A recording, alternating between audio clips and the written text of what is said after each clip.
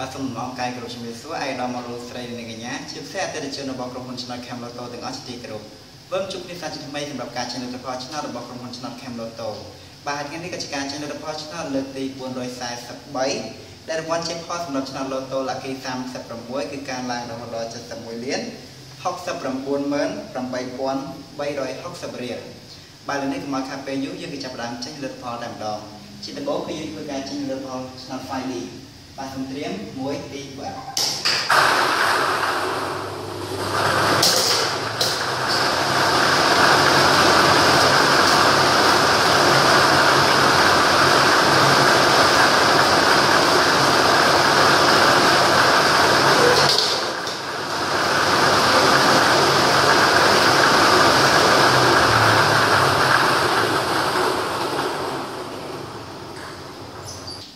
បាទលើនេះលទ្ធផលឆ្នោត 5D បានចេញមកហើយដូច្នេះខ្ញុំសូមធ្វើការប្រកាសលទ្ធផលតែម្ដងដែលក្របពីងប៉ុងទី1គឺមានលេខ9ក្របពីងប៉ុងទី2គឺមានលេខ3ក្របពីងប៉ុងទី3គឺមានលេខ7ក្របពីងប៉ុងទី4គឺមានលេខ3និងក្របពីងប៉ុងទី5គឺមានលេខ7បាទហើយសូមបញ្ជាក់ម្ដងទៀតដែលក្របពីងប៉ុងទី1គឺមានលេខ9ក្របពីងប៉ុងទី2គឺមានលេខ3ក្របពីងប៉ុងទី3គឺមានលេខ7ក្របពីងប៉ុងទី4គឺមានលេខ3និងក្របពីងប៉ុងទី5គឺមានលេខ7បាទលើនេះឈានទៅដល់ការចេញលទ្ធផលឆ្នោត Lotto Lucky 636វិញម្ដងបាទសូមត្រៀម1 2 3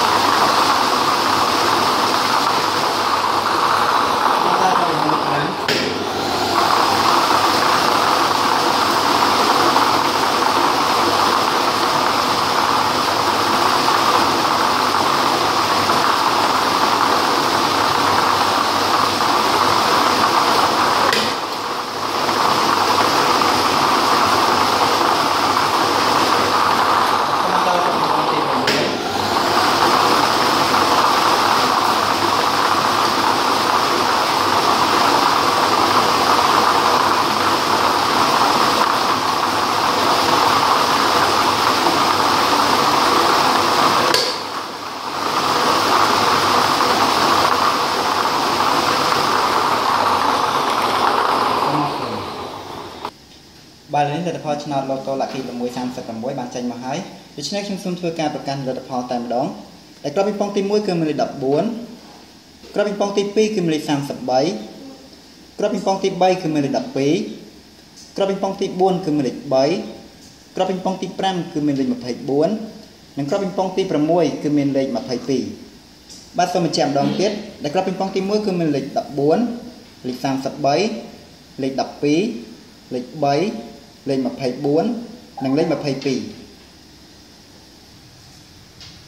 បាទលើនេះការចេញលទ្ធផលឆ្នោតរបស់ក្រុមហ៊ុនឆ្នោត Cam Lotto ក៏ដល់ទីបញ្ចប់អរគុណសម្រាប់ការតាមដានទស្សនានៃការចេញលទ្ធផលនៅថ្ងៃនេះជាចុងក្រោយសូមជូនពរអតិថិជនទាំងអស់សូមជួបប្រទះតែសេចក្តីសុខសេចក្តីចម្រើនរកទទួលទានមានបានគ្រប់ក្រុមគ្រួសារពេលនេះសូមអរគុណសូមជម្រាបលា